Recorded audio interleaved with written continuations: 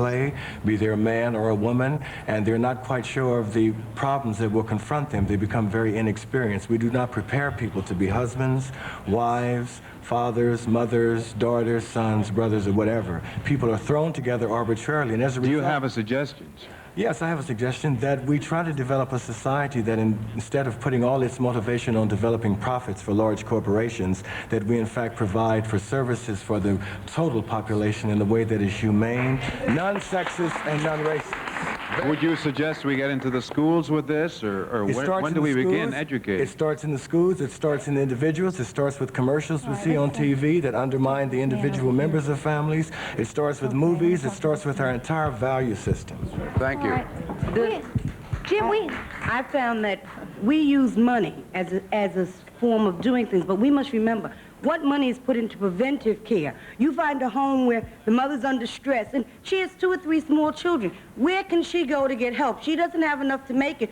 We'll, as a system, come and take her children and put them in foster care and tell her to make it, but then we don't, as a system, go in and say, here's money for you to live right, for you to make your own needs, for you to provide for your family. We're not doing nothing for the family to keep them together anymore.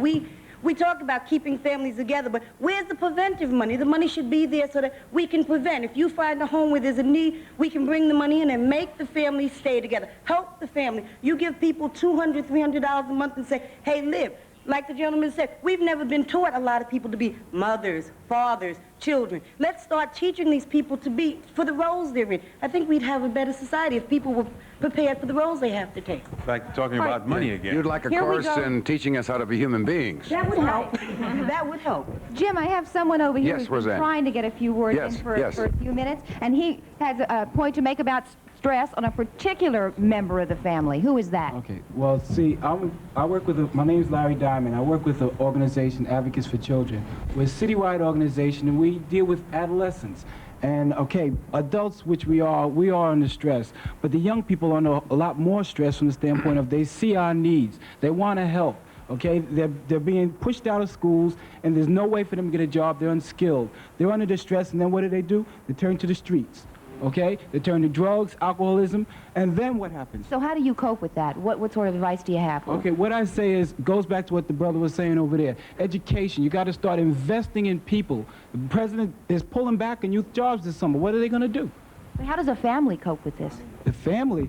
How can a family cope with this? The kids out in the street all night long.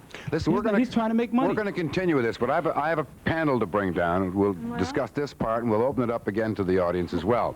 Ann Kleiman, founder, director of the Situational Crisis Service in Westchester. Ann Kleiman, where are you, Ann? We're going to bring her down. Here we are. Here's Ann.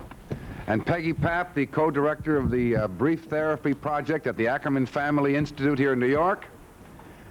And Father Robert Vitello, director of the Catholic Family and Community Services in Paterson, New Jersey.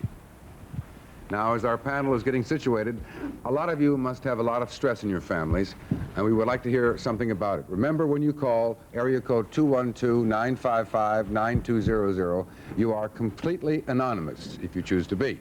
Now, this is the perfect opportunity to share your thoughts with us and perhaps get a bit of free advice from this very experienced panel.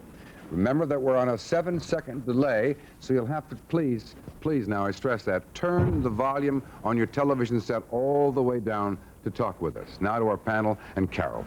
Gosh, everything we've heard is just giving you food for thought. I think we've